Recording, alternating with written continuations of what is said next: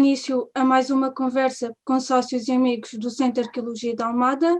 Avisa-se desde já que esta irá ser gravada, já está mesmo a ser gravada, para posterior divulgação no canal do YouTube do Centro de Arqueologia de Almada.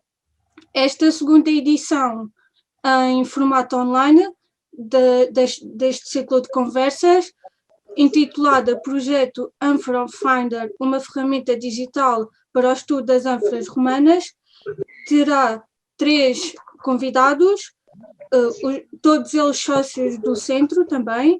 O primeiro, Jorge Raposo, arqueólogo que integrou várias equipas de investigação regional.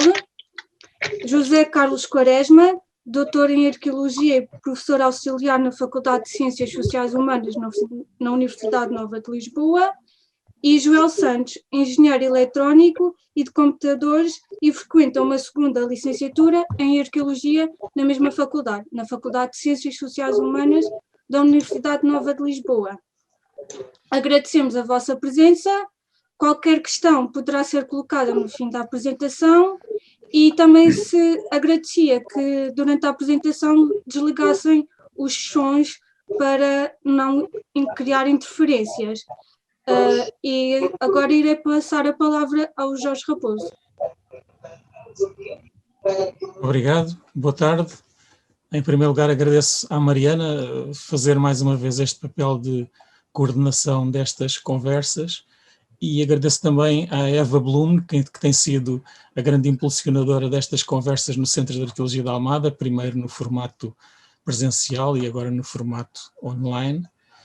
E estou hoje aqui, não propriamente para falar do assunto que vai ser o tema central desta conversa, mas para fazer uma breve introdução, e para isso vou compartilhar aqui uma pequena apresentação. Portanto, o tema de hoje tem a ver com o desenvolvimento de uma ferramenta digital que pode vir a facilitar e auxiliar o estudo das ânforas romanas, e como é natural, esse desenvolvimento dessa ferramenta precisa de matéria-prima, precisa de exemplares de ânforas que sirvam para que toda a aplicação seja testada, operacionalizada, e ela tinha que começar por algum lado. Começámos precisamente pela coleção do sítio arqueológico do Porto dos Cacos, no concelho de Alcochete, que é um sítio que teve grandes campanhas de investigação no âmbito de um projeto coordenado pelo Centro de Arqueologia da Almada, mas com envolvimento de vários municípios da região e também com a entidade de tutela, na altura era o Instituto Português do Património Cultural, e é uma muito breve apresentação desse sítio que eu farei agora em 3 ou 4 slides. Portanto, o Porto dos Cacos, para quem não saiba, portanto, é um sítio que fica no município de Alcochete, já numa zona quase de fronteira com o município de Palmela, e é um sítio que se situa nas margens da Ribeira das Enguias, com ligação direta ao estuário do Tejo, portanto uma via fluvial que na época romana teria seguramente condições de navegabilidade bem superiores àquelas que tem agora, mas que continua a ser navegável pelo menos até à primeira metade do século XX. Boa parte da produção da herdade de Rio Frio, vinícola, cortiças, etc., ainda era descarregada essencialmente aproveitando as barcaças que circulavam por esta via, não é? O Porto dos Cacos é uma das 2 únicas olarias de época romana que nós conhecemos em toda a margem sul do estuário do Tejo. A segunda é a Quinta do Rochinol, que fica no concelho do Seixal.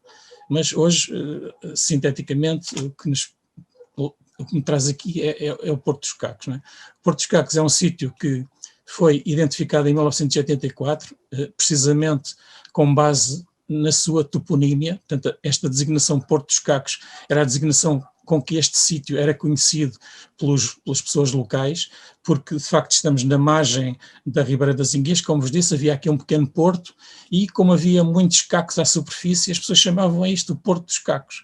E na altura, nesta final da primeira metade dos anos 80, a Câmara Municipal de Alcochete e a Junta de Freguesia estavam a fazer um trabalho de inventário local, e deparando com este topónimo, fizeram os primeiros contactos através do Museu de Alcochete com outros museus regionais, e o que é que daí resultou é que fizemos uma primeira prospeção no sítio.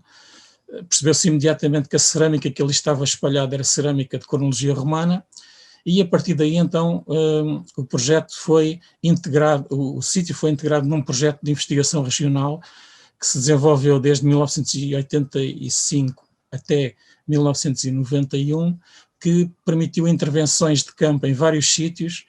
Um deles foi este, que teve 6 campanhas de trabalho de campo realizadas entre 1985 e 1990, e é um sítio que hoje está classificado como sítio de interesse público, tem uma zona especial de proteção, e que se desenvolve basicamente em 2 pequenos cabeços, em que num deles está a zona artesanal, com os fornos e com diversas estruturas de apoio, e no outro temos a zona da necrópole, a área da necrópole. Não é conhecida ainda uma zona habitacional das pessoas que aqui viveram e trabalharam, mas temos já o seu espaço de trabalho, uma parte do seu espaço de trabalho e uma parte da sua zona de sepultamento, não é? A linha d'água, portanto, desenvolvia-se aqui na base inferior desta planta que aqui vos é apresentada, não é? Uma imagem da área mais artesanal, portanto, os fornos estavam aqui na zona, na parte mais baixa deste pequeno cabeço. Na zona mais elevada estavam as entulheiras, as zonas de descarte de materiais, que também identificámos com grande intensidade em toda esta zona.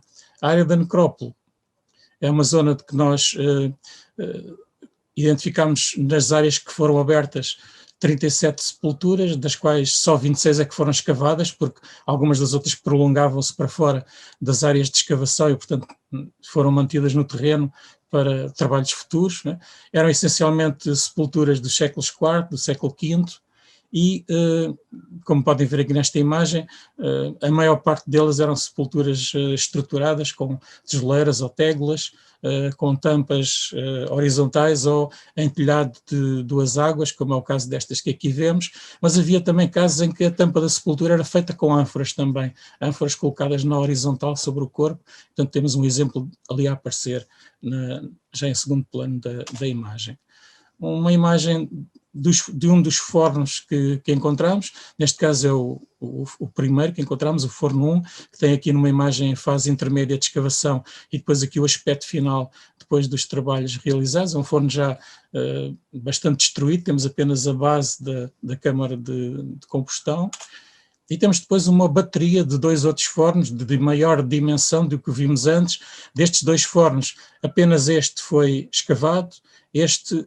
A escavação não avançou mais do que aqui está, foi tapado depois outra vez e, portanto, está lá para trabalhos arqueológicos futuros.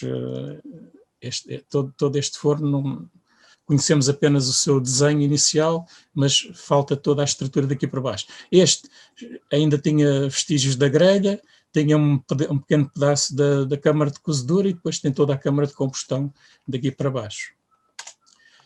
No entanto, para além destas estruturas, o que nós temos em grande quantidade neste sítio são ânforas. Portanto, encontramos grandes zonas de descarte de materiais com uma densidade muito grande de materiais anfóricos. Como podem ver por este corte, portanto, a muito pouca profundidade, existe já uma concentração enorme de materiais anfóricos. E, portanto, um sítio que constituiu um desafio muito interessante a sua escavação, mas também se tornou bastante complexo e moroso trabalhar aqui, tendo em paralelo cuidados de escavação, cuidados de registro, mas ao mesmo tempo também cuidados de conservação destes materiais que íamos recolhendo. Portanto, são apenas alguns exemplos das muitas ânforas que aqui recolhemos, as tais que, em boa medida, servirão para que depois se possa fazer o seu trabalho de estudo e de classificação e depois desenvolver o tipo de ferramentas que o Joel vos apresentará a seguir. Portanto, são muitos materiais recolhidos deste sítio que nos permitem, em conjunto com aqueles que depois recolhemos também na Quinta do Rochinol, começar a constituir um panorama do que seriam as produções do estuário do Tejo assentes nas coleções destas duas olarias, não é? E podemos perceber já que se consegue identificar duas grandes fases de produção, uma primeira que é evidente apenas na olaria do Porto dos Cacos e que ocupa sensivelmente a segunda metade do século I e todo o século II e que se concentra na produção das duas formas mais antigas, a Dressel XIV e a Lusitana III, e depois já no século III e no século IV, já com a produção também na Quinta do Rochinol, temos a forma Almagre 51C, a forma Almagre 50 e a forma Q16, e depois já numa fase final deste período, portanto no século IV e no princípio do século V, também com o envolvimento da Lusitana 9, que também neste caso surge nos dois sítios, tanto na Quinta do Rochinol como na olaria do Porto dos Cacos, não é? São de facto muitas ânforas, é um universo complexo, muito diversificado e que levanta diversos problemas de estudo e classificação, tanto operacionais como teóricos, metodológicos, etc. Para isso, eu vou desde já passar a palavra ao José Carlos Quaresma, que vos poderá falar um bocadinho mais sobre essa fase de trabalho. Pela minha parte, muito obrigado.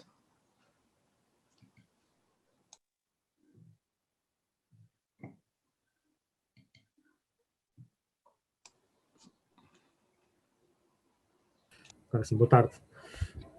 Posso compartilhar, Mariana? Sim, sim, já podes.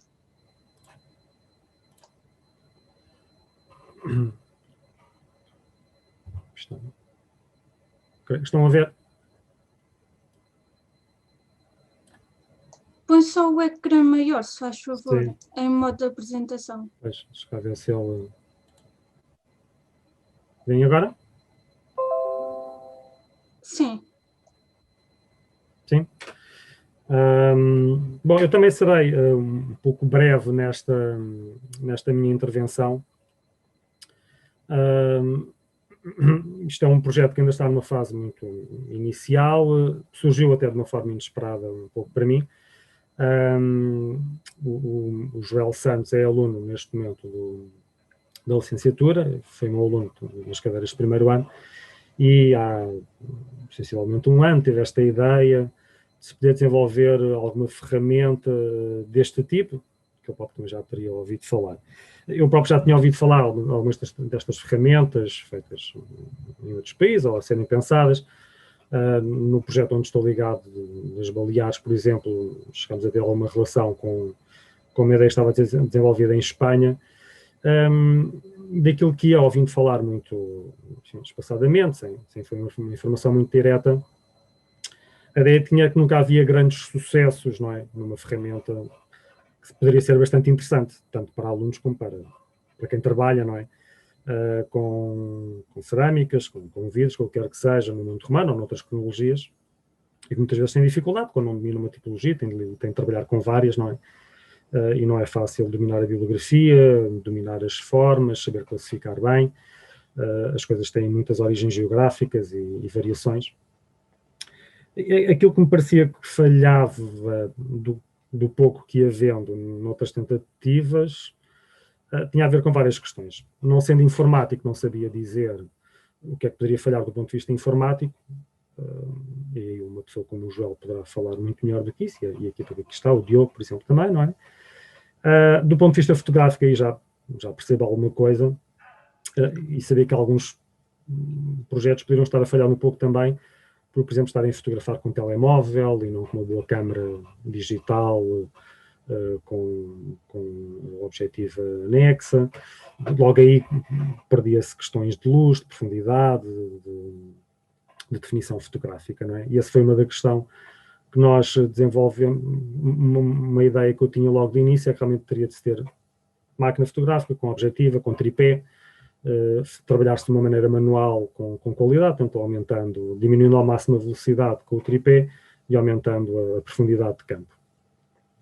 Depois também uma coisa que me parecia que falhava, e que está aqui um bocadinho nesta primeira imagem, não é? O que é que se poderia escolher? Quando o João me propôs a ideia, eu confesso que tinha assim muito pouca fé, e achei que era assim só uma ideia poderia ser desenvolvida por um aluno no âmbito de algum trabalho de licenciatura, sem grande objetivo final propriamente, que se substantivasse de alguma maneira. E achei que um dos erros que poderia estar a ser feito, tendo em conta ainda as limitações informáticas que as coisas têm, e fotográficas, não é? Que a tecnologia ainda nos permite ter de uma maneira pelo menos fácil, que as cerâmicas finas ou as cerâmicas comuns poderiam ser muito complexas. São muitas formas, muitas origens geográficas, muitos pequenos detalhes, sobretudo nas cerâmicas finas, isso é muito evidente, né? Aqui estamos a ver paredes finas, ou lucernas, ou cerâmica comum, que são coisas complexas de analisar, não é? Pequenos detalhes no bordo, um pequeno detalhe no fundo, algo que numa fotografia, de um único fragmento, um pequeno fragmento de bordo, de fundo, de asa, pode tornar a vida muito complicada a partir de uma fotografia. E no caso, por exemplo, até da terra sigilata, entre tipos e subtipos, não é? Vamos às dezenas e centenas, por vezes, em morfologias, não é? Para determinar a partir de pormenores muito pequenos para ser trabalhados a partir de fotografia. Parecia-me que isso seria um problema grave para se iniciar uma ideia e ver no que é que ela poderia dar. E foi nessa perspectiva que pensei que talvez as ânforas fossem uma morfologia mais execuível. Por várias razões, porque são uma morfologia de muito maior tamanho e, portanto, mais perceptível em fotografia, que não tem enormíssimas variações, não é? Ao ponto de ter dezenas, centenas de tipos numa determinada origem. Depois também poderíamos lidar com uma origem geográfica precisa e uma tipologia, chamemos-lhe assim, geográfica precisa, não é? Nomeadamente as ânforas lusitanas. E temos aqui no Tejo centros produtores. E pareceu-me que estariam reunidas algumas condições para tentarmos alguma coisa e ver o que é que poderia dar e termos, em princípio, resultados mais credíveis do que se enverdássemos por paredes finas, ou sigilatas, ou cerâmica comum, e estivéssemos num mar de tipos e subtipos que se percepcionam, por vezes, de uma maneira milimétrica e que, do ponto de vista fotográfico, tornavam tudo muito complicado, e, possivelmente, digo eu, do ponto de vista informático também. Bem, pensámos... pensei eu e propus isto então ao Joel e posteriormente ao Jorge, por já colaborar com ele há muitos anos e estar aqui muito próximo de Lisboa, não é? Do outro lado do Tejo, que o universo, por exemplo, das cerâmicas, das ânforas lusitanas poderia ser uma ideia. São poucas formas, não é? Enfim, se formos aos subtipos um bocadinho mais, mas qualquer coisa como uma dúzia de formas, não é? Aqui está a tipologia apenas do Diogo para verem, com a sua proposta de 87. E estamos a falar, portanto, de contentores que a partida possibilitariam muito melhor um resultado. Portanto, começámos com esta ideia de experimentar como é que o algoritmo, não é, proposto pelo Joel e pela sua equipa, poderia funcionar, propondo então aqui duas maneiras de trabalhar.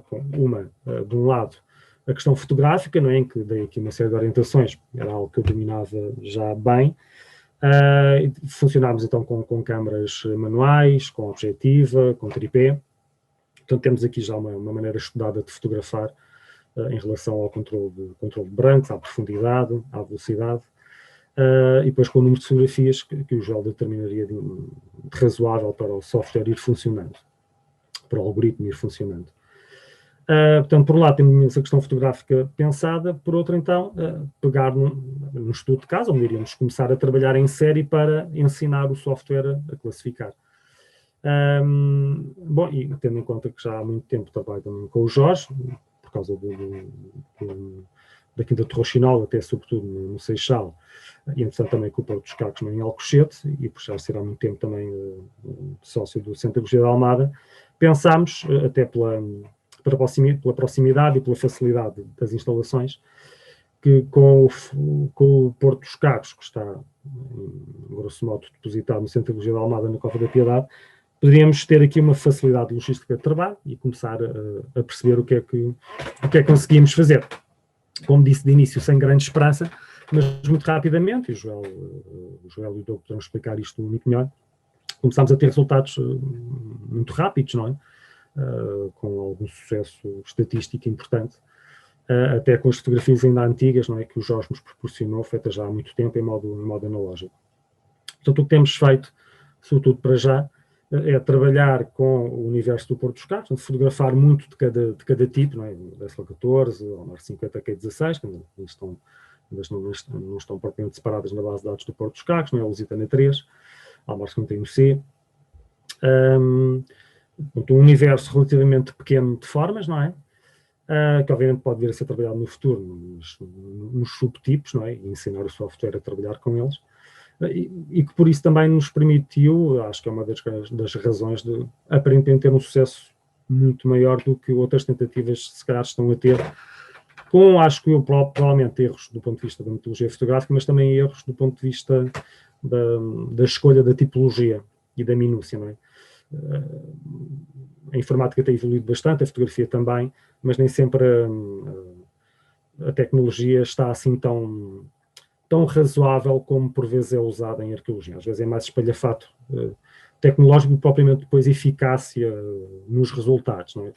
Pode-se fazer assim um certo brilharete num PowerPoint, mas não provavelmente depois tenha resultados muito efetivos. Isso ainda se passa um bocadinho com os 3D ou com outras coisas, não é? Por vezes são usadas de uma forma um bocadinho crítica. Portanto, aqui tentámos fazer algo que pudesse ter algum tipo de resultado e experimentar com esta via, e foi assim que iniciámos este trabalho. Portanto, começámos com esta parceria, não é, que envolve o Porto dos Carros, depois queremos obviamente fazer o mesmo com o Rouxinol, não é, que são duas bases de dados importantes e com uma grande coerência, não é, porque são 2 centros produtores a darem uma certa coerência formal, aparentemente. Enfim, temos aqui já pequenas experiências em coisas em que estou ligado, não é, Almoinhas, onde tenho estado a trabalhar, ou Frielas, já há quase uma década tenho colaborado com eles também, não é? Enfim, iremos futuramente tentar alargar passo a passo, não é? Em princípio, por exemplo, com algum centro produtor do Algarve e com o João Pedro Bernardes podemos alargar um pouco esta rede e falar de centros produtores bem catalogados que possam ir enriquecendo o software e perceber como ele está a funcionar. Isto para já não é propriamente um estudo, não é? Não é isso que está exatamente em causa. Obviamente, quanto mais correto tiver a base de dados, melhor. Mas não é exatamente um estudo de ânforas, é sobretudo formar um software que saiba, uma aplicação, não é? Que saiba ajudar alunos e profissionais, não é? A trabalhar de uma forma mais rápida, não é? Não é exatamente substituí-los, também a ideia nunca será essa, não é? Mas ajudá-los a trabalhar de uma forma mais eficaz. E acho que a metodologia correta é um bocadinho esta, a partir de regiões de produção e de uma determinada tipologia e ir ensinando caso a caso, e portanto não fazer isto uma parafernália ou de tipologias ou de muitas regiões geográficas diferentes, e partir de uma tipologia como a Anfra parece-me ser uma coisa sensata, e acho que o software tem-nos dito um bocadinho isso, em função dos resultados que nos têm dado. Muito rapidamente era isto que eu queria falar. Passaria a palavra aqui ao Joel. Eu vou retirar o meu compartilhamento, não é? Sim, já está. Passaria a palavra ao Joel, não é? Que no fundo é o núcleo duro, ele, o Diogo, não é? Tem trabalhado e que são as pessoas da engenharia. É sobretudo graças a ele que isto tem estado a funcionar, não é, com resultados. Também está aqui o Russell, não é, que tem trabalhado numa área paralela a deles. E, portanto, passaria a palavra a eles, sobretudo aqui creio que ao Joel, em primeiro lugar, não sei. Exatamente. Tá. Muito obrigado a todos. Obrigado ao CA, ao Centro da Almada, ou seja, não só por ter proporcionado, digamos, esta apresentação, mas acima de tudo por ter proporcionado, digamos, o trabalho que nós estamos aqui a realizar. Olha, eu vou dizer alguma coisa que não é agradável. Aconteceu-me aqui um tema familiar, portanto vou tentar acelerar de alguma maneira e depois, eventualmente, se for necessário, se eu tiver que sair, o Diogo agarra a situação e o Ruslan também. Portanto, há duas coisas. Eu queria, como é que isto tudo começou? Isto começou tudo de um reconhecimento de uma imbecilidade pessoal. Ou seja, eu estava a escavar em Miróbriga e quando estava a escavar em Miróbriga ia encontrando cactos e ia falar assim, isto é uma ânfora? Não, isto não é uma ânfora, isto é uma cerâmica comum. Isto é uma ânfora? Não, isto não é uma ânfora, isto é outra cerâmica comum. Isto é uma ânfora? Não, isto não é uma ânfora, isto é uma cerâmica comum. E eu, entretanto, passei-me da cabeça e fui falar com o Sr. Quaresma e disse, isto é impossível que eu tenha que demorar anos para perceber se isto é uma ânfora ou uma cerâmica comum, tem que haver uma aplicação que nos diz isso. E assim, não, ainda não há nada. eu vou fazer. E nasceu assim, nasceu a partir do reconhecimento da minha própria imbecilidade relativamente ao reconhecimento das ânforas. Eu não vou perder muito tempo a tentar descobrir que ânforas são, vamos inventar qualquer coisa para acelerar, digamos, este processo. E, portanto, isto foi, digamos, o pontapé de saída e o desafio que depois na altura foi feito.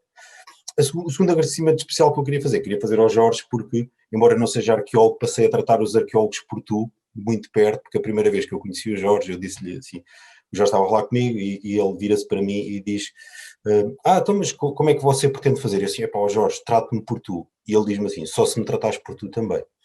E a partir daí foi como eu comecei a tratar os arqueólogos por tu, neste caso um arqueólogo, que é o Jorge. Não, entretanto já trato muito mais arqueólogos, mas este reconhecimento. Olha, vou, além destas brincadeiras, portanto, vou aqui fazer a apresentação. Digam-me quando tiverem a ver, se faz favor. Já está? Sim? Sim.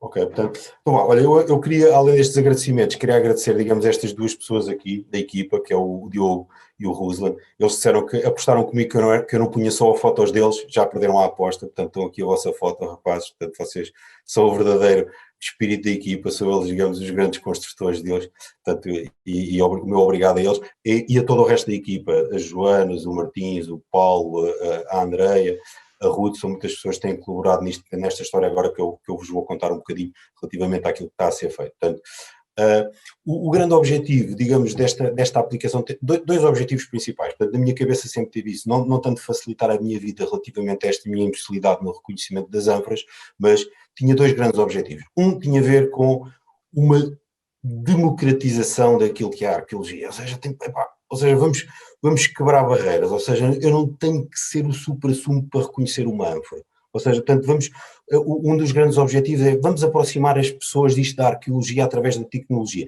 Não com o reconhecimento de ânforas, mas esta parte da tecnologia. Portanto, isto sempre teve na nossa cabeça que era, digamos, aproximar, que a arqueologia aproximasse daquilo que é as pessoas através da arqueologia, da tecnologia, ou vice-versa. Portanto, que houvesse esta aproximação dos miúdos, portanto, a coisa está muito mais para a frente, portanto, utilizam apps, e, portanto, um dos primeiros objetivos tinha muito a ver com isso.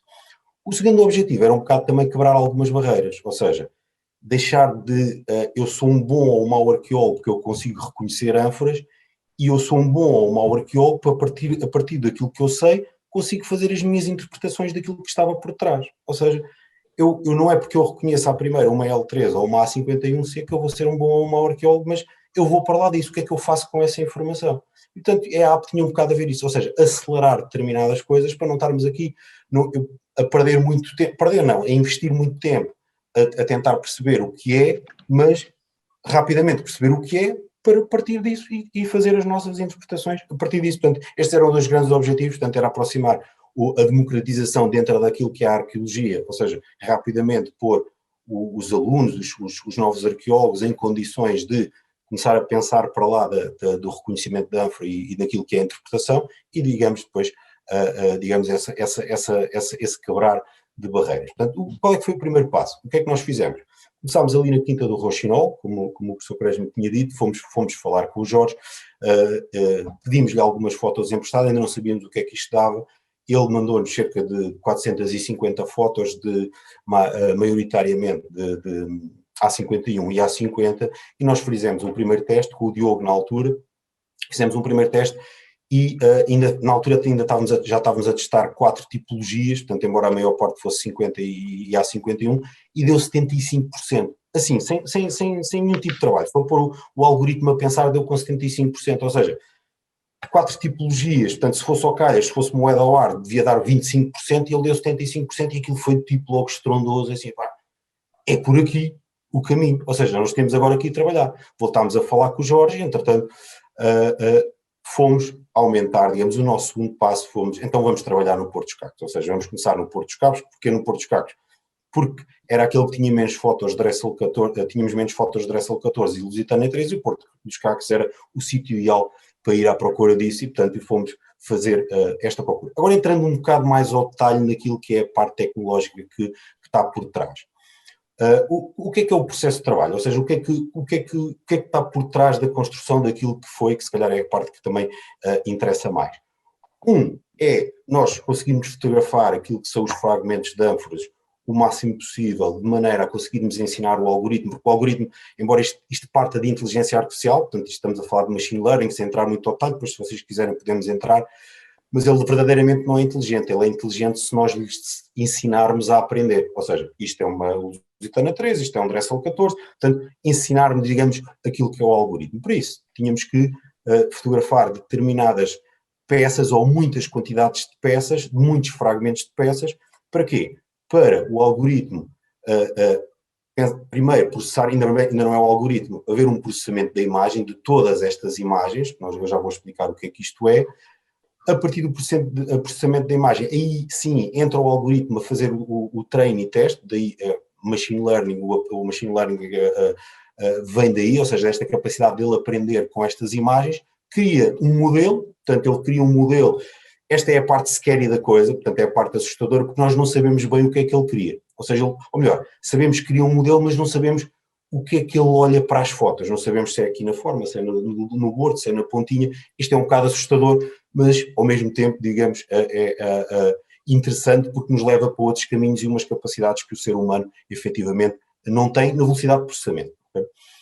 O que acontece é que eu depois vou tirar uma fotografia com base no modelo e o que ele vai fazer é que estatisticamente vai dizer, olha, com base naquilo que é o meu modelo, provavelmente a foto que tu me estás a mostrar é este fragmento. É desta tipologia. Portanto, e é este o funcionamento, digamos, são estes 4 passos, ou principalmente estes 3 primeiros passos que estão aqui do lado esquerdo e que depois criam um modelo e que vai fazer, digamos, a identificação do fragmento, que é aquilo que nos interessa verdadeiramente.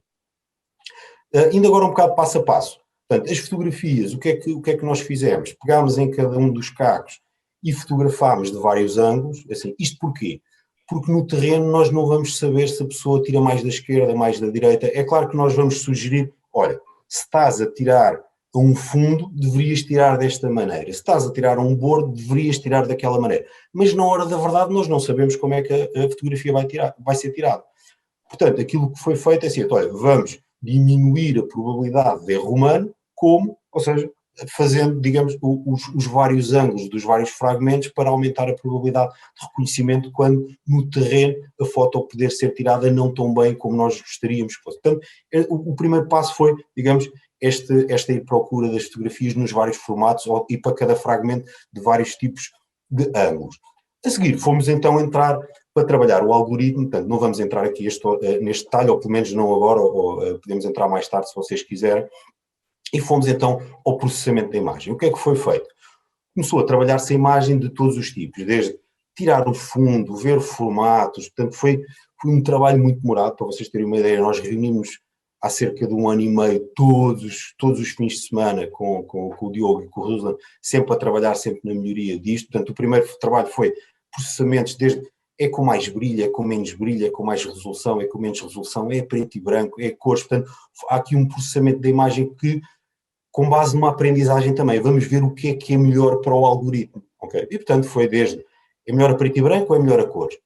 É claro que o ser humano diz, não, claramente deve ser melhor a cores, ok? Mas o que nós vimos é que inicialmente ele acertava tanto a preto e branco como a cores, ok? Portanto o que ele nos estava a dizer, olha, não, atenção que eu vou muito também pela forma, ou seja, depois verificámos com testes mais profundos que ele começa a valorizar também a cor, mas não com uma percentagem gigantesca que nós pudéssemos, assim a olho, enquanto seres humanos, dar como resposta. Ou seja, não, o que ele valoriza é a cor. Não, ok, portanto, cor, forma, portanto, isto foram tudo trabalhos que foram feitos a nível de processamento de imagem.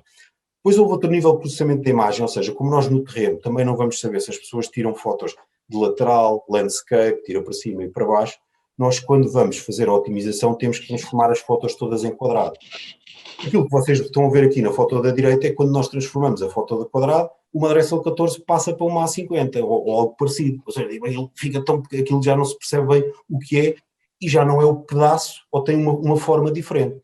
Então aquilo que nós fomos fazer, embora os investigadores de Machine Learning façam este trabalho assim, ou seja, transformam a foto num quadrado, deformando a peça, ou seja, nós fomos construir em cima daquilo que a investigação mundial está a fazer. E, portanto, nós não vamos fazer só isso, o que nós vamos fazer, até na altura até foi tenho que dar aqui a minha homenagem ao Jorge, porque o Jorge chamou-nos a atenção para isso, nós fomos pôr aqui uma banda, ou seja, e o que ele vai fazer a partir daí reconhece este quadrado.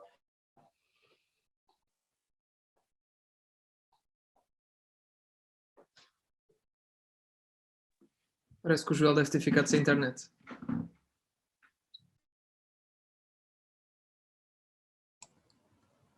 Acho que sim, o Joel ficou trancado.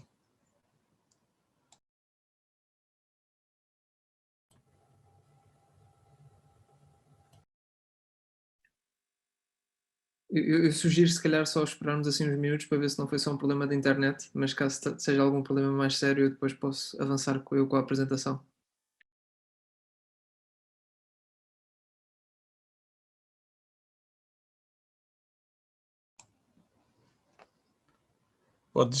Podes mandar-lhe um SMS só para ver o que é que se passa.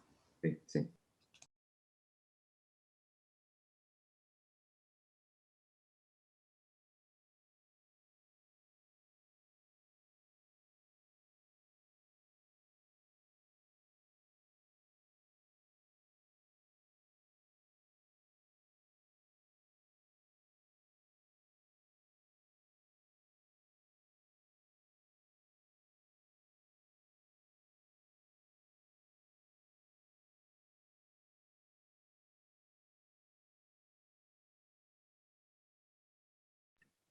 Ok, então felizmente não há nenhum problema sério, foi o computador estragou-se por alguma razão, então vou eu seguir com a apresentação. Mariana, se puderes cancelar a partilha do Joel para eu ser eu a partilhar, se faz favor. Eu acho que tem que ser o João mesmo a fazer isso, deixa. Eu acho que consegues sair ou não? Não, mas eu autorizei várias pessoas que compartilharem, por isso experimenta a ver se tu consegues. Ok, ok.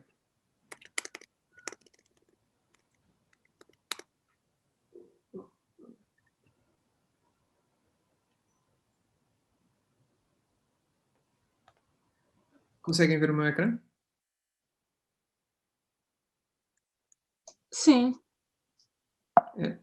Sim, conseguimos. Conseguem? Estou a mexer a imagem, certo? Estão a ver o meu ecrã? Exatamente, está. Ok, pronto. Então, vou só aqui preparar-me. Pronto. Pronto, como o Joel estava a dizer, então, nós adicionámos então esta banda para permitir que nós pudéssemos então standardizar as imagens todas entre elas e respectivamente e relevantemente da posição da fotografia. Nós adicionamos uma banda, seja em baixo, seja ao lado, ou seja nos dois sítios, para então permitir que quando fazemos o redimensionamento da imagem não percamos portanto, em inglês seria o aspect ratio, portanto aqui as dimensões corretas, seja na vertical ou na horizontal, de cada fragmento. De seguida, o que nós tivemos então de fazer é uma transformação artificial das fotografias que estão a ser tiradas. Por tal como foi dito anteriormente, se as pessoas tiram as fotografias com o telemóvel, na rua, vai-se produzir uma imagem com um certo brilho, com uma certa resolução, com uma certa definição, versus se tirarmos uma fotografia como nós temos tirado em ambiente laboratório, como nós costumamos chamar, que é um ambiente que é muito mais controlado, onde temos um controle sobre a quantidade de brilho, a posição do fragmento e as sombras e o fundo e por aí fora. E, no entanto, essas fotografias são, portanto, a base, não nos permitem saltar para o que será a realidade de uma pessoa a utilizar o telemóvel. E então, para tal, criamos um conjunto artificial a partir do conjunto base de fotografias, onde, podemos ver aqui no primeiro conjunto, alteramos o brilho artificialmente.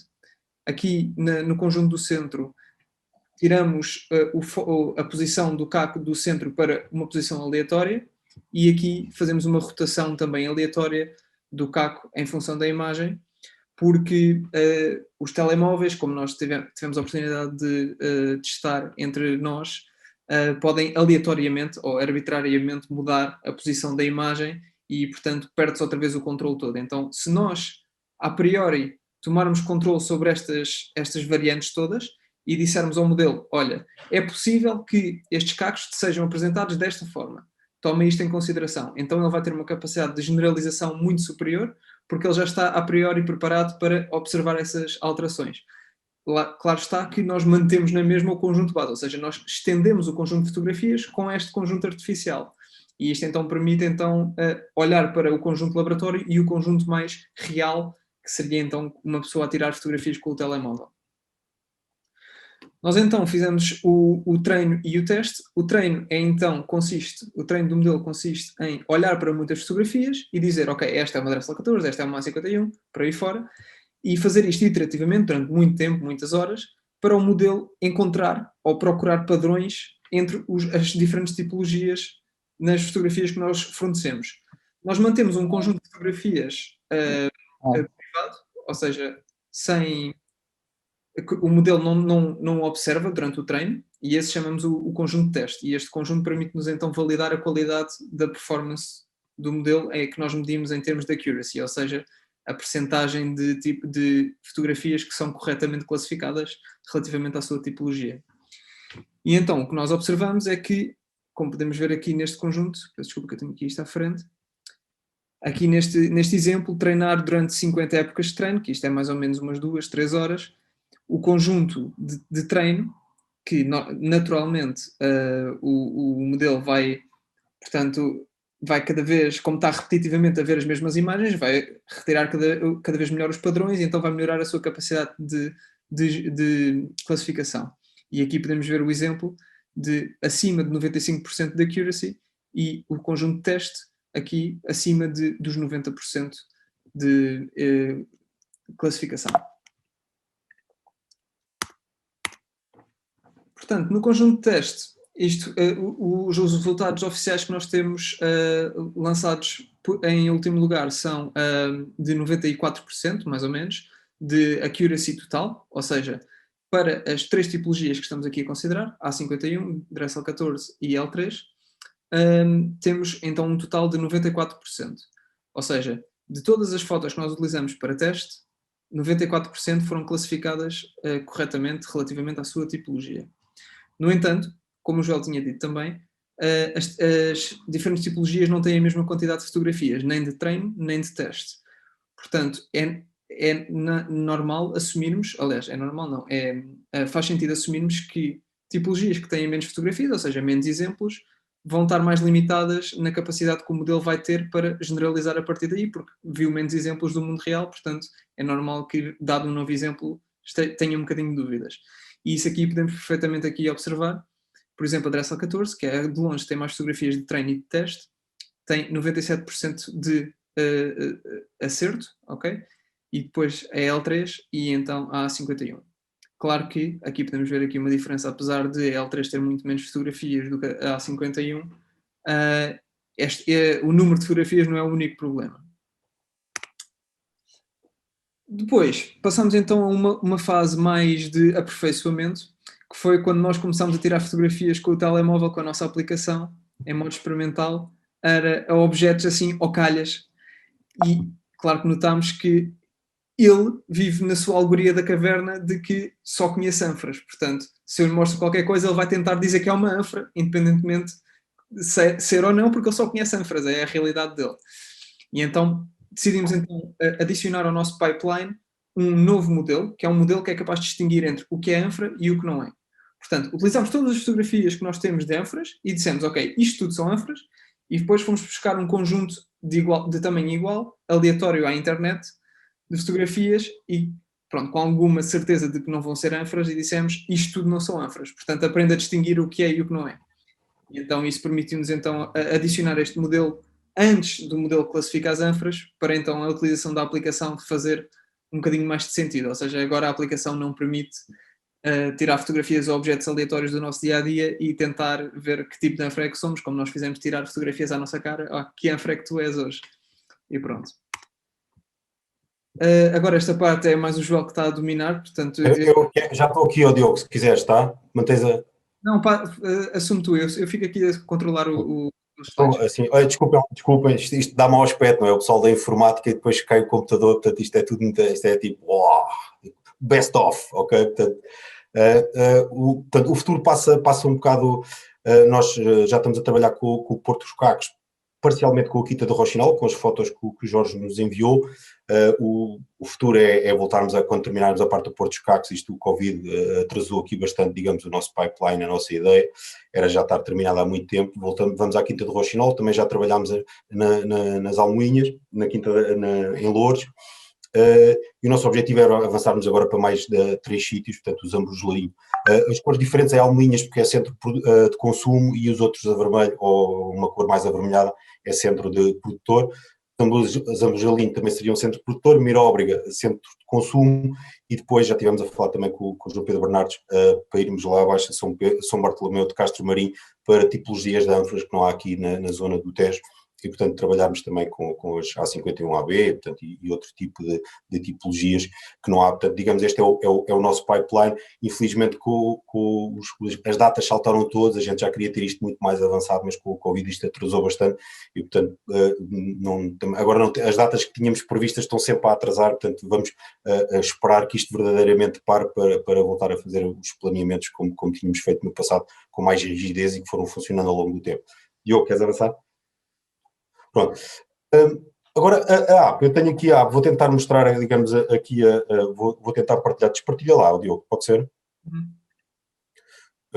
Vou aqui agora partilhar, digamos, que isto é a parte que interessa, portanto, aqui portanto, isto é o meu telemóvel, portanto, eu estou a mostrar-vos o meu telemóvel, portanto, estou aqui a mostrar o telemóvel, não tenho aqui nenhum caco, portanto, não vai ser mesmo tipo UOL. Portanto, a app é o Ruslan, digamos, a parte do Ruslan, que é ele que trata desta parte da app.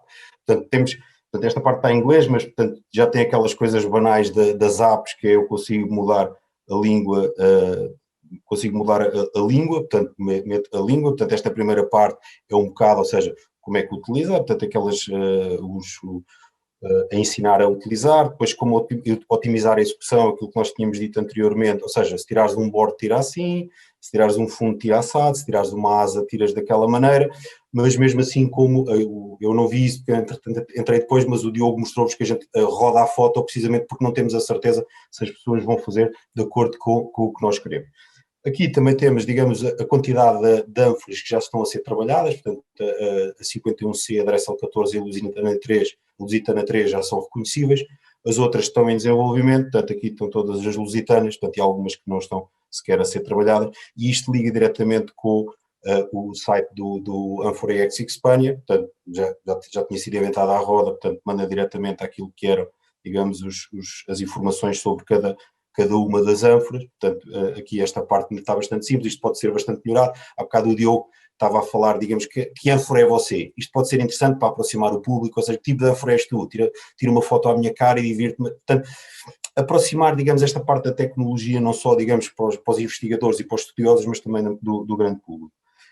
Relativamente às fotos, portanto, a detecção, vou aqui buscar a minha galeria, já tenho aqui fotos, portanto, hoje de manhã fui à rua, eu acho que até foi ontem, portanto, tirei aqui uma foto da landscape, portanto, e assim, então deixem-me cá ver que tipo de ânfora é que é esta fotografia ali do mar, vamos ver se isto... Portanto, e ele diz, olha, desculpa lá, isto não parece ser uma ânfora, e se for uma ânfora, tira de outro ângulo, porque esse ângulo parece que não é uma ânfora. Ou seja, portanto, ele já aquilo que o Diogo estava a dizer, ele já detecta se é efetivamente uma ânfora ou não. Então, pronto, o que acontece é que a imagem que está aqui parece estar distorcida, mas é a imagem porque está a ser passada do telemóvel para o computador, que a imagem não está tão distorcida. Portanto, isto é um board de uma A51C, portanto, ele agora vai tentar detectá-lo. Agora espero que acerte, se não dá mau aspecto. E ele efetivamente diz com um grau de probabilidade de 98,33%, isto é uma A51C. Ele nunca tem a certeza. Ele diz, olha, mas existe uma probabilidade de 1,66% de ser uma Lusitana 3. E de certeza absoluta que não é uma Dressel 14. Ok? Pronto, isto, é claro que com 98% de probabilidade, ou ele é muito mau, ou de certeza que isto é uma A51C, e efetivamente aqui é uma A51C. Depois podemos guardar, ou seja, portanto, eu guardo, e o que eu posso fazer depois é, vou ao meu telemóvel, portanto já tem isto já são gadgets, não é? Portanto, eu vou à minha galeria, vou aqui aos álbuns, tenho aqui um álbum que é o Amphorae Finder, e a foto de hoje, portanto, já está ali marcada a dizer, olha, tu detectaste esta foto no dia 7 de abril às 18h56 e detectaste com 98,33%. E, portanto, vou mantendo aqui as minhas detecções, se me interessar, depois nós estamos a app está a ser já desenvolvida no sentido, isto ainda está uma versão beta, entretanto ela já evoluiu, mas que eu tenho instalado no telemóvel, ainda esta é a versão, e é isto. Portanto, vou aqui interromper a partilha. Portanto, isto digamos, foi aquilo que nós fizemos até agora, como o Sr. Quaresma estava a dizer, ainda é embrionário, portanto, estamos a fazer aqui um trabalho relativamente a isto, que ainda tem aqui muito caminho para andar. Os primeiros passos deixam esperar que isto, pode ser este o caminho. É esta app que vai funcionar? Não sei, mas é este o caminho de certeza absoluta. É a utilização da tecnologia para nos ajudar a acelerar. Pode não ser esta, pode não ser a que vem a seguir, mas há de vir uma que efetivamente vai acabar de uma vez por todas com esta necessidade, este tempo imenso, esta impossibilidade que eu tenho que sentir quando estou no terreno. Portanto, vai haver qualquer coisa num futuro, não sei se será muito próximo, se será pouco longínquo, que efetivamente vai acelerar este processo de aprendizagem. Se este for um passo nesse sentido, é algo que nos deixaria bastante orgulhosos, mas pelo menos, como se costuma dizer, vamos morrer a tentar. Muito obrigado pela vossa paciência. Se tiverem alguma pergunta, alguma curiosidade que eu possa responder, respondo. Senão depois está aqui o Diogo também, está aqui o Ruslan, tudo aquilo que vocês quiserem perguntar. Obrigado mais uma vez ao CA, portanto, e a todos. Posso pôr uma questão? Sim, sim. Claro. Clemente Navarro, portanto, estou ligado às escavações da Garrocheira, Conselho de Navente, portanto é um projeto que arrancámos nos anos 80 com o Jorge Raposo, portanto estamos dentro desse mesmo parque inicial. Só para perguntar o seguinte, é possível com esse processo haver algumas medições, ou é o arqueólogo que terá que fornecer, por exemplo, na altura do Gargal, do Gargal da Anfra, que nessa análise se possa descortinar uma ânfora 13 ou 14 produzida na Garrocheira e outra mesma ânfora com a mesma referência, agarrar esse sistema tem a capacidade ou não de distinguir pequenos dados que distingam a produzida na Garrocheira, na Navente ou no Porto dos Cacos, Alcochete. Então, assim, Diogo, eu vou. Assim, a resposta teórica é sim. Obrigado pela pergunta. A resposta teórica é sim.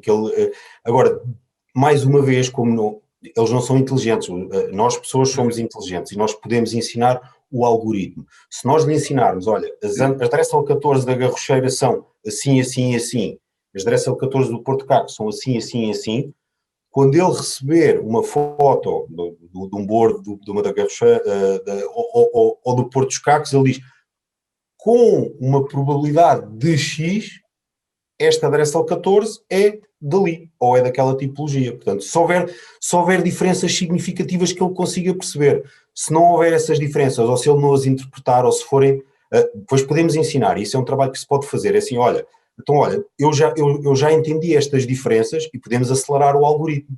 Dizer, olha, vai à procura disto, que é aqui que estão as diferenças. E depois nós podemos ensinar, e isso, digamos, a experiência dos arqueólogos é fundamental, digamos, para acelerar a aprendizagem do algoritmo, que ele depois vai basear-se em pressupostos que nós não conhecemos. Mas a resposta teórica é sim. Não sei se é satisfatório. Mas... Não, porque eventualmente as ânforas produzidas no Vale do Tejo, no Vale do Sado e o exemplo que vão agarrar, que é o Algarve, aí sim, eventualmente já será viável, a partir até das medidas e do sistema de fotos, nomeadamente com a produção algarvia que se distingue do Vale do Tejo e do Sado. O Vale do Tejo e Sado penso que será complicado e vai exigir muito trabalho de retaguarda, como disse, né, dos arqueólogos que escavam e a medição, tanto de uma forma empírica. Nós, na Garrocheira, costumamos dizer que o gargalo da Dressel 14 tem uma medida mais alta, mais elevada que as de outras produzidas no Tejo.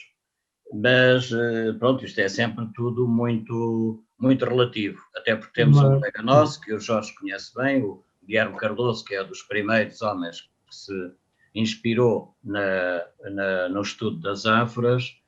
Ele defende que os oleiros circulavam entre olarias, portanto isto, pelo menos no Tejo e no Sado, portanto isto baixa um pouco a viabilidade de destrinça entre a produção.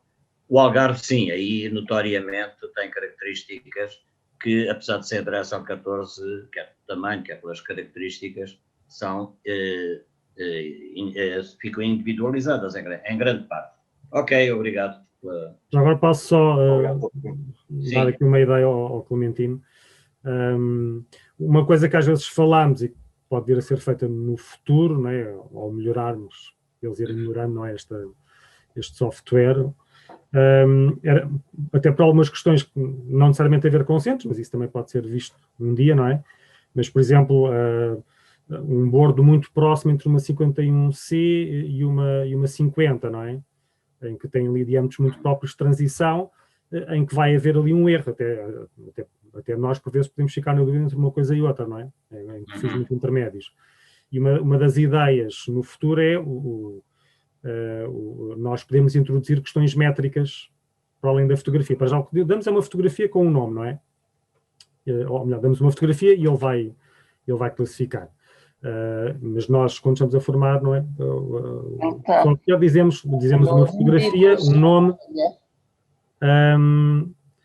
E, portanto, a ideia no futuro também era poder dizer uma fotografia, um nome, também questões. Há aqui uma interferência, não é? Haver também uma informação métrica, não é? Que, por exemplo, pode ajudar o software a pensar em coisas que estão muito próximas, não é? Portanto, também passarmos para subtipos, não é? As questões métricas poderão ser importantes, não é? Ele também saber questões métricas que não consegue deduzir só pela fotografia, não é? E aí sim entramos em detalhes milimétricos que a fotografia vai novamente falhar, creio eu. Pelo menos na ciência atual, não, na tecnologia atual, há coisas que terão de ser introduzidas manualmente. Aí tem de haver o papel humano, é um bocadinho como o avião, não é? O avião que vai só com o software ou que tem lá o piloto e que de vez em quando ele tem de agir para o avião não cair, não é?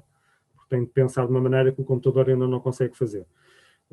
Um dia, se calhar daqui a um ano, daqui a 5, daqui a 10, não sei, podemos ir melhorando uma série de coisas, não é? Por objetivos subtipológicos ou objetivos regionais, o que quer que seja, e introduzir outro tipo de informação que não seja só a fotográfica, não é? Para ele poder pensar melhor. Isso, obviamente, é um avolumar de trabalho, não é? Que para já é quase isso, inexecuível da nossa parte seria uma coisa demasiado profunda, não é? Mas a base está lançada, não é? Portanto, é um bocadinho isso, não é? Ok, obrigado. Um abraço. Agora dou a palavra à Vera Moutinho, que pediu para fazer uma pergunta. Obrigada, boa tarde. Antes de mais, gostaria de dar os parabéns pelo excelente trabalho que estão a desenvolver e que é bastante útil realmente para o estudo da cerâmica, nomeadamente aqui na Península. No entanto, não queria deixar de partilhar convosco alguns links acerca de um outro projeto europeu que teve lugar entre 2016 e 2019. Eu vou copiar os links todos, porque acho que vos será bastante útil mesmo e permitirá à equipa que está a desenvolver esta app atalharem muito trabalho e poderem melhorar incrivelmente mais um projeto que realmente já terminou em 2019.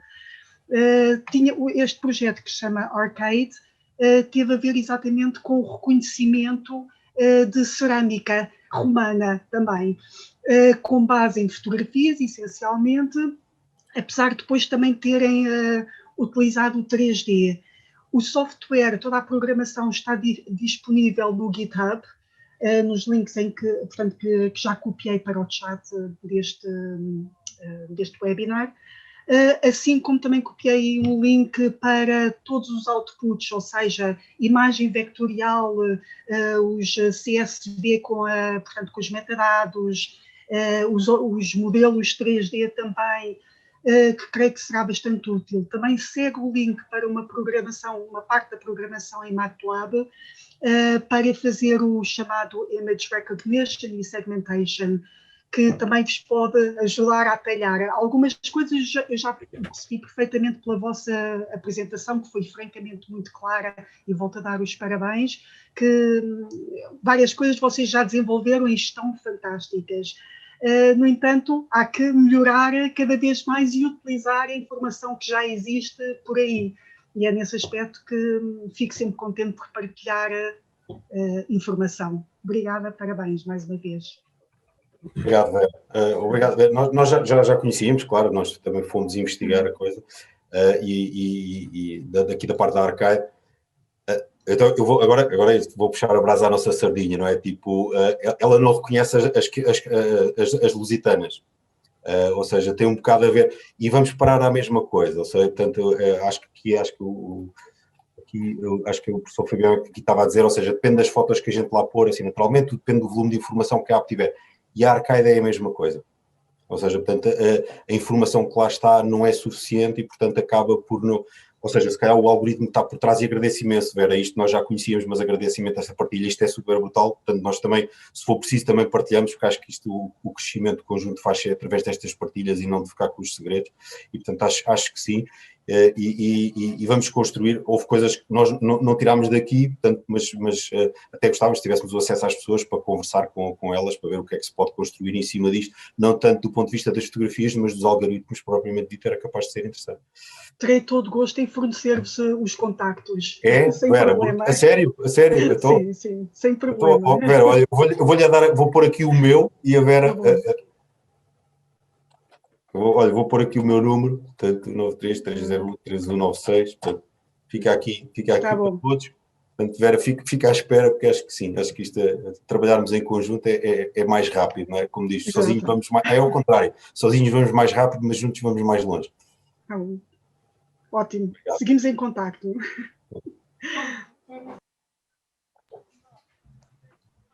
Mais alguma questão? Sim, boa tarde. Queria começar por vos felicitar pelo trabalho já desenvolvido. Tinha só uma questão de se estão a pensar apenas que isto fique circunscrito a uma tecnologia, ou seja, neste caso Android, ou se depois terá vertente web ou outros suportes.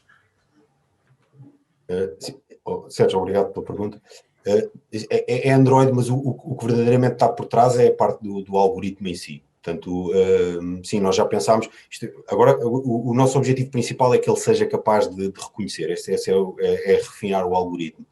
Depois nós estávamos a pensar em ir para outro tipo de versões em que eu, se calhar, em vez de estar a identificar ânfora a ânfora, tiro muitas fotos e depois carrego as fotos todas e ele identifica. Isso já seria uma versão web. Acima de tudo é facilitar o trabalho a quem está no terreno. E se isso passa por tirar muitas fotografias e depois carregá-las todas e receber a identificação em vez de estar foto a foto, é esse o percurso. Portanto, é sempre o que está por trás, é sempre esta vontade de facilitar a vida e de acelerar o processo de identificação. Não sei se consegui responder, Sérgio. Sim, exatamente. Obrigado.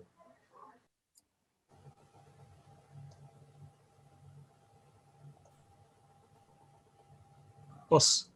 Não sei se mais alguém está... Vera? Não, pode, Jorge.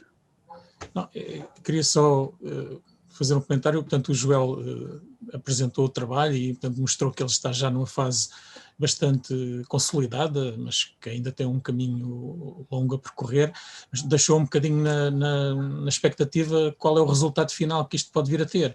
E disse que, portanto, se não for esta solução, outra haverá, não é? Mas, quer dizer, o Joel está, e a equipa dele, estão a fazer tudo para que esta solução, no fim, termine em qualquer coisa concreto, não é? Portanto, que permita, não sei ainda em que moldes, e ele, portanto, definirá isso melhor, mas que permita que daqui saia um produto que possa ser partilhado em condições a ver, mas que este trabalho todo não seja apenas um exercício académico, mas que resulte numa coisa concreta, prática e que venha a ter um futuro de utilização, não apenas pelos arqueólogos, mas, como ele disse, também com a perspectiva de partilha social, de partilha de conhecimento, sociabilização do conhecimento, que permita a todas as pessoas também reconhecerem melhor este tipo de materiais, e muitas vezes esse reconhecimento é essencial para não só para podermos perceber melhor os materiais que temos em mão, mas para a identificação de sítios arqueológicos, não é? Portanto, uma pessoa que apanha uns cacos pelo chão e que tenha uma aplicação que lhe diga que aqueles cacos não são de ontem, mas são romanos e que têm 2000 ou 1500 anos de história em cima deles, provavelmente essa pessoa sentir-se mais sensibilizada para olhar à volta e para comunicar a identificação de um sítio onde aparecem aquelas cerâmicas tão antigas, não é? E isso espero que se consiga fazer e que no fim realmente haja, numa forma ainda a definir, uma maneira de concretizar isto e de partilhar isto, certamente numa fase, como todos os produtos de software e de informática, depois podem ter sucessivas versões em que vão melhorando e vão aprimorando a sua forma de trabalhar e os resultados que obtêm, mas para já penso que o caminho está a ser muito bom e espero que no fim, de facto, haja uma solução concreta que daqui saia. Posso fazer uma pergunta? Sim, força, professora. Boa tarde. É realmente um caminho muito interessante e eu gostava de colocar aqui uma questão que tem a ver com uma preocupação nossa também. Primeiro queria dizer que talvez não seja assim tão difícil classificar uma ânfora e que reconhecer pequenos detalhes acaba por ser também uma aprendizagem interessante. Mas a minha questão prende-se essencialmente com os fabricos.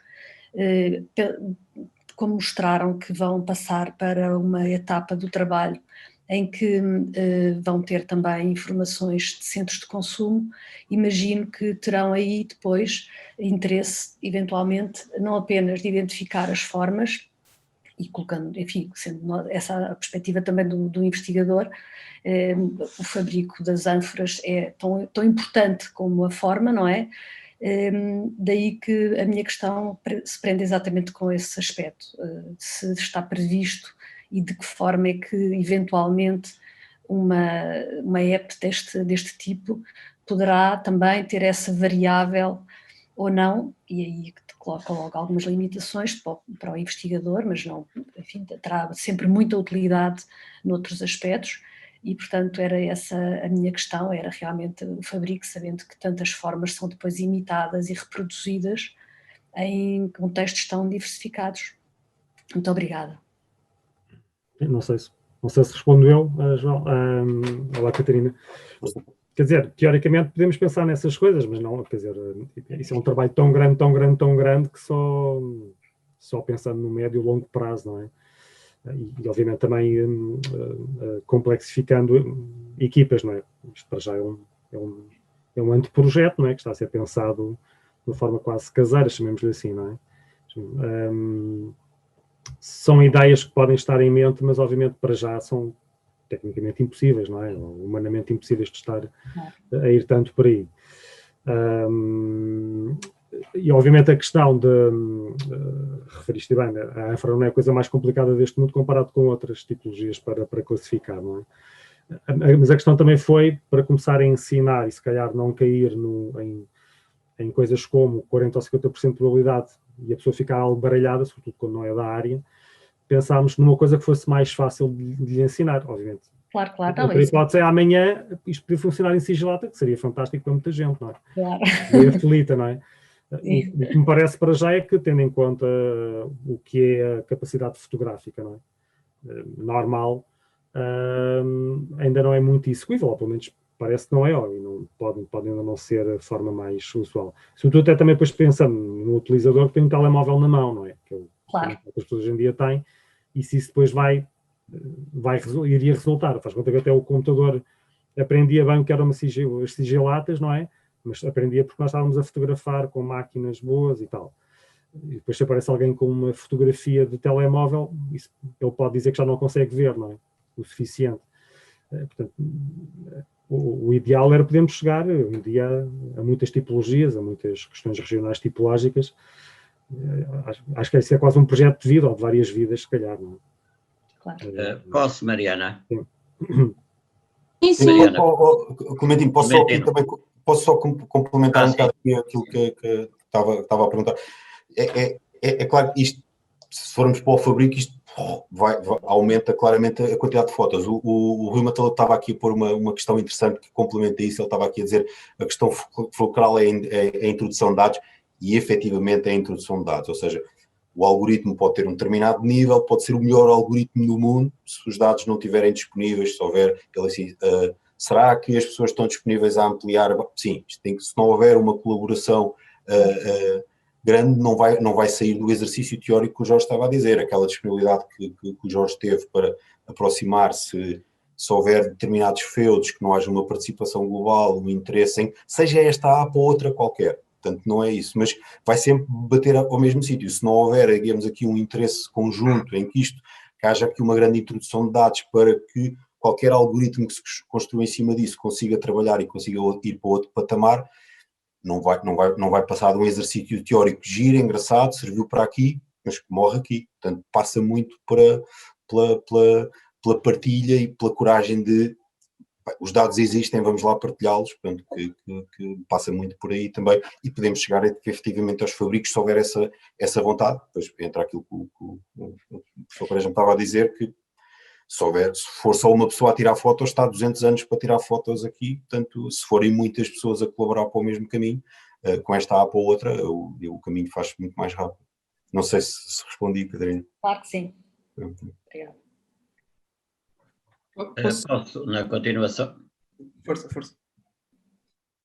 Não, era só para saber junto de vós da viabilidade, um dia penso que não será muito longe, de se esse vosso sistema em construção pode admitir cruzar dados, ter no seu a base de dados das análises químicas das pastas, isto para ir ao encontro da questão que a Catarina Viegas levantou. Ou seja, neste momento está-se a construir, no antigo zona de Sacavém, portanto, essa base de dados química das várias pastas, que distingue a produção da Garrocheira, do Porto dos Cacos, do Pinheiro e de outros locais.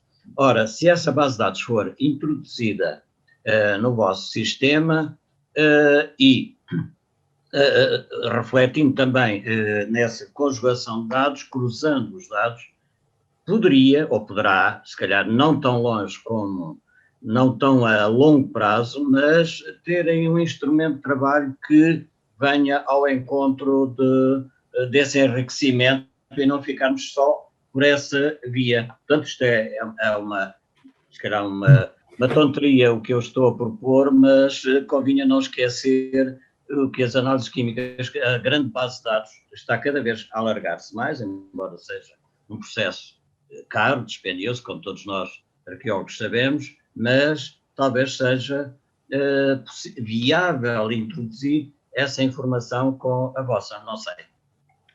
É só. Sim, são coisas um bocadinho diferentes, não é? Isto para já é o reconhecimento morfológico, não é? Entrar em arqueometria, não é, de fabricos é uma outra questão, em que não é a partir de um fragmento, não é, visto pelos modos de alguém e por uma fotografia que se consegue depois cruzar com esses dados do ponto de vista fotográfico ou químico, não é? Isso já seria uma coisa muito avançada e aí parece-me que ainda estamos muito longe de conseguir, enfim, softwares e imagens que sejam verdadeiramente eficazes. Já há softwares desenvolvidos, como o Pretrog, para ajudar o arqueólogo ou o arqueometrista a caracterizar um determinado fabrico. Mesmo assim, eles são tão caros, não é? Estamos a falar de softwares para 50 mil euros, mais o microscópio avançadíssimo, não é? Mais um arqueometrista com as letras grandes, não é? Que sabe afinar o software e sabe o que é que está a fazer. Ao ponto de haver, por exemplo, universidades inglesas que desistiram porque era demasiado dispendioso para o nível de eficácia que poderia vir a ter, não é? Exigia demasiado, do ponto de vista financeiro e humano. Então, não parece propriamente que seja com esta ideia que consigamos cruzar exatamente por aí. Não sei, realmente também a tecnologia desenvolve-se, noutros campos desenvolve de tal maneira que começa a ser fácil cruzar, não é? Mas acho que isso ainda é uma coisa que está muito longínqua, não é? Para cruzar com projetos deste Peço imensa desculpa, eu vou ter que abandonar o grupo, peço imensa desculpa por aqueles problemas que eu tinha referido inicialmente, agradeço a participação de todos. Alguma questão técnica, está aqui o Diogo e está aqui o Ruslan. Boa continuação, peço desculpa, está bem? Tá, obrigado. Eu agradeço também esta vossa apresentação, eu também às 7h30 tenho uma sessão também via Zoom, portanto vou me ausentar, muito obrigado e até um próximo encontro de desenvolvimento que seja daqui a um ano, e pós-pandémico, ok? Um abraço, obrigada. Obrigado. Não sei se o Diogo agora quer falar, eu dou-lhe a palavra. Bem, antes de virem muitas perguntas, eu, de toda a parte arqueológica, vou deixar para os professores da área que eu Não domino de todo, eu sou da área de informática, portanto, as perguntas que estiverem agora relacionadas com o algoritmo em si, como é que está implementado, quais são as especificações das imagens, requisitos e use cases da aplicação, aí eu e o Rosano estamos prontos a responder, mas pronto, coisas arqueológicas, peço muita desculpa, não é de toda a minha área. Portanto, só para pegar aqui o que está no chat do Rui Mataloto, então, de facto, um dos use cases que nós temos pensado para a aplicação é todas as fotografias que são tiradas pelos utilizadores e são, de alguma forma, classificadas, corretamente ou não, ou seja, fotografias que são consideradas ânforas, são guardadas automaticamente numa base de dados que será, então, utilizada para, posteriormente, ser corrigida ou validada por um expert humano para validar essa classificação automática e, assim, automaticamente aumentar a coleção de imagens que depois o modelo, iterativamente, por exemplo, mensalmente, vai voltar a treinar sobre as novas imagens, em adição ao que já conhecia anteriormente, para então, mensalmente, melhorar as suas capacidades. De facto, esse é um use case que nós temos pensado.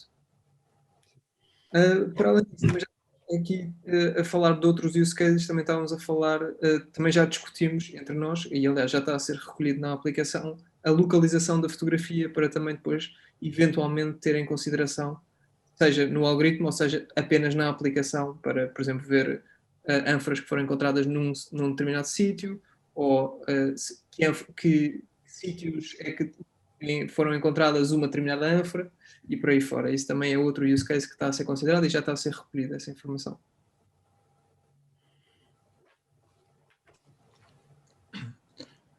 Posso fazer um pequeno comentário? Sim, sim.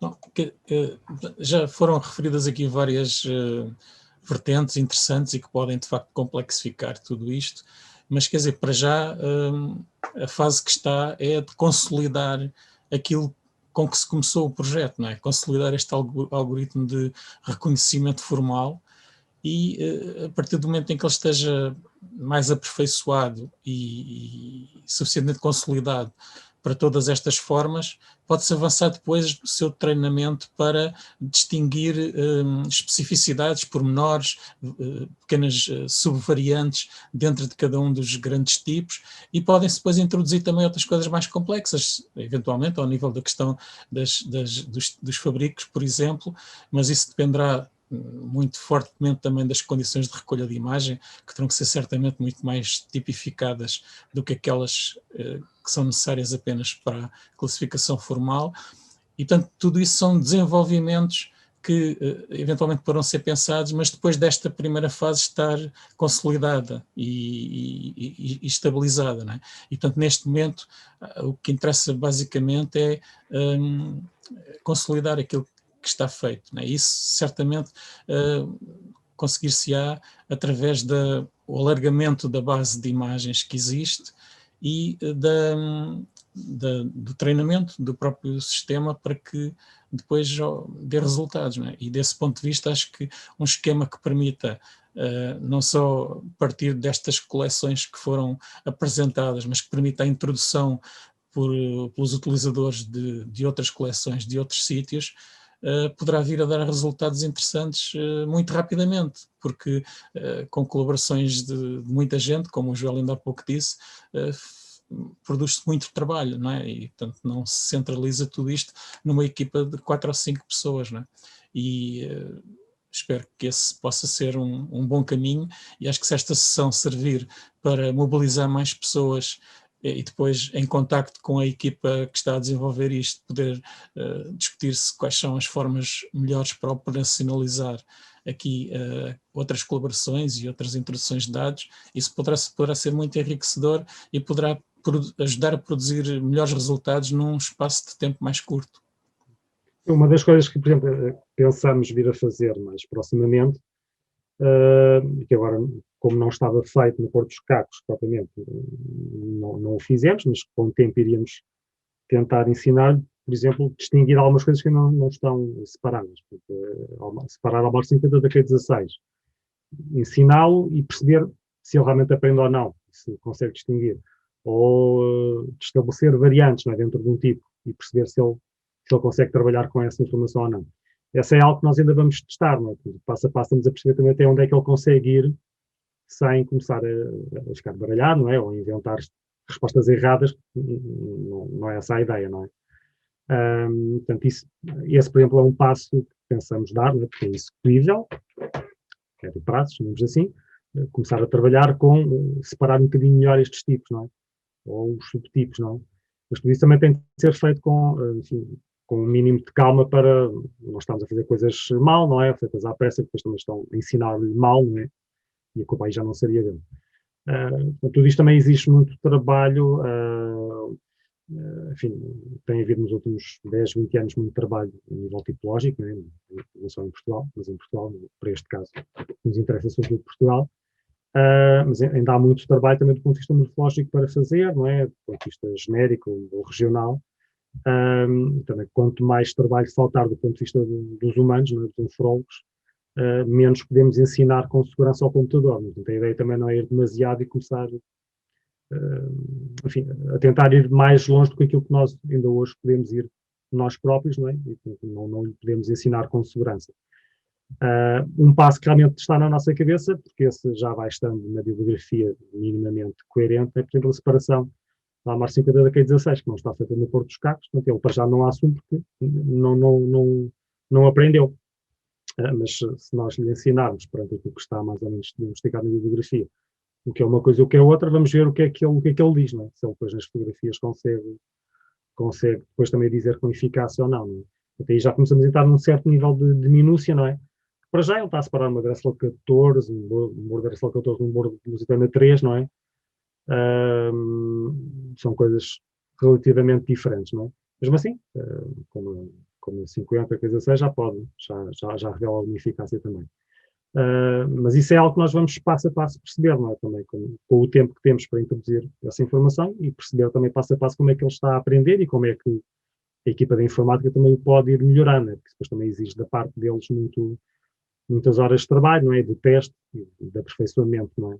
Perceber porque é que ele está a enganar-se, não é? Aqui há muitas coisas, não é? Que eles podem explicar melhor do que eu o que é que o pode enganar, não é? A cor, a profundidade, a luz, o tipo de fotografia que foi feito, não é? A qualidade do fragmento que está em causa, não é? Onde é que ele funciona melhor, não é? Se numa asa, se num bordo, num fundo, não é isso. Portanto, há aqui muitas variáveis que é preciso perceber onde é que ele está a falhar, não é? Onde é que também estamos a falhar nós, arqueólogos ou informáticos, na construção das coisas. Não é? De certa maneira, isto ainda é muito incipiente, não é? Está a ter aqui um resultado jeitoso, mas muitas coisas ainda é uma coisa muito incipiente, não é? É a base, uma ideia de base só que está aqui. Não é? Eu, antes de dar a palavra a mais alguém, eu queria fazer uma pergunta.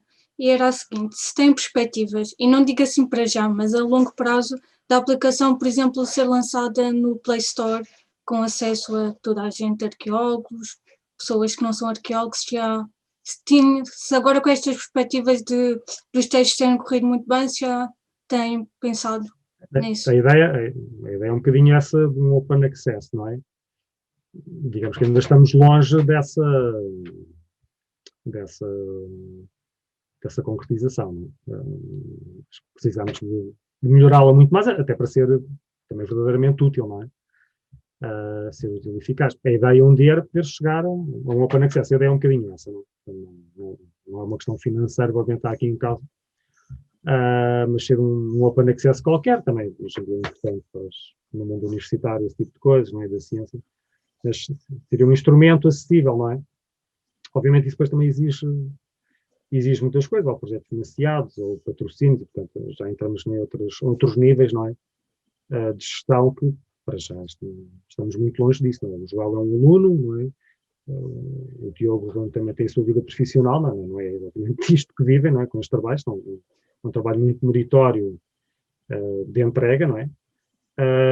Eu também tenho muitas coisas a fazer para além de estar ligado a esta ideia e, portanto, não é propriamente gerível, não é uma coisa por entrarmos numa profissionalização da coisa, é um passo muito à frente, exige muitos passos intermédios, não é?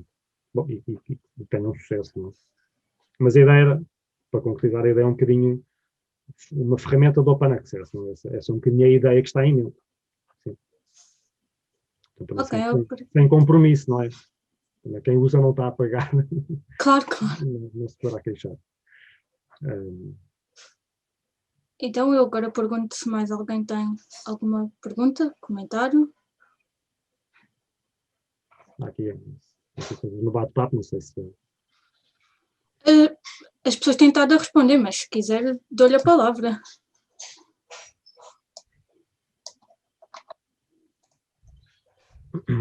Eu se calhar vou só então pegar aqui no assunto que é mais agora a minha área de trabalho, que é quais são as limitações que nós temos a nível da parte do meu lado, não é da parte das fotografias, porque a parte das fotografias, pronto, é toda a sua dificuldade, é a parte central do nosso projeto.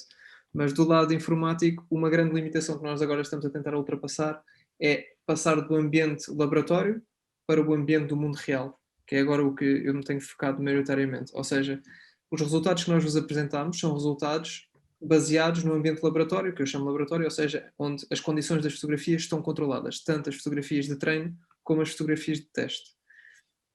As fotografias de teste em ambiente controlado não são representativas das fotografias que as pessoas vão tirar no mundo real. Ou seja, mesmo que as pessoas estejam em casa, porque vão utilizar câmaras diferentes, vão utilizar posições diferentes, fundos diferentes e por aí fora. E então, os resultados que nós vos apresentamos, portanto, aquele 94% é no ambiente controlado. Nós agora estamos a passar ao próximo passo, que é tentar recriar uma realidade artificial representativa do que seria uma pessoa utilizar o telemóvel, portanto, criando aquelas fotografias artificiais que eu comentei, e então, para tentarmos dar esse salto a nível da parte informática. Portanto, a aplicação em si nunca poderia ser disponibilizada para o público geral sem fazer este salto primeiro, que é onde agora o trabalho está mais focado.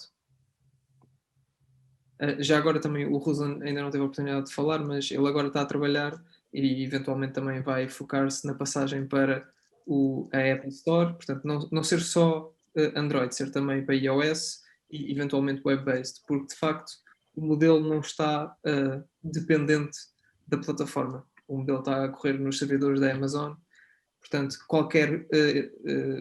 qualquer dispositivo que consiga comunicar com a internet consegue a partir de utilizar o modelo e, portanto, essa não será uma limitação também. Muito obrigado. Eu também diria um pouco, não é, que já vamos tendo alguns centros produtores escavados, não é? Mas, por exemplo, ainda temos muita falta de estudos de fundo, não é? Monográficos, que obviamente já existissem muitos estudos quantitativos, não é? E morfológicos para muitos centros de consumo completamente publicados, também acessíveis, e isso obviamente facilitaria a introdução de dados para uma coisa destas, não é? Então, também quanto menos trabalho de base existe por parte dos arqueólogos na comunidade científica, menos informação também estatística, não é? E bem trabalhada, segura, e existe para alimentar corretamente uma coisa destas, não é? E, portanto, estas bases de dados também estão muito dependentes daquilo que é o trabalho dos arqueólogos, propriamente dito, não é? E da segurança com que o estão a fazer, não é? Isso, inclusive, também é um problema noutras tipologias, não é? Ainda tem muitos problemas por resolver, embora muita coisa também já avançada. Sobretudo aqui, realmente com esta questão, quanto mais exemplos tem, mais seguro ele é, não é?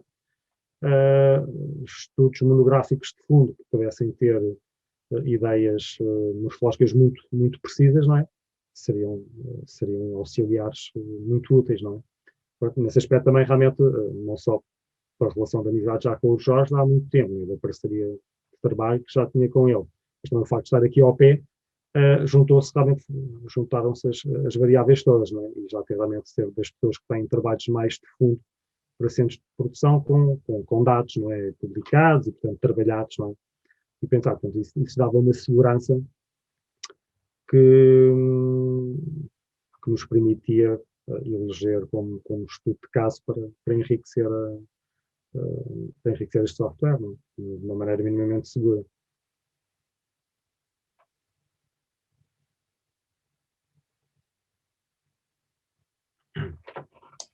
Então, se mais ninguém quer fazer uma última pergunta, eu dou por encerrada esta sessão. E obrigada a todos os participantes e aos oradores. Obrigado. Obrigado. Obrigado também. Boa noite. Obrigado a todos. Muito boa tarde, então. Boa tarde. Boa tarde. Boa tarde.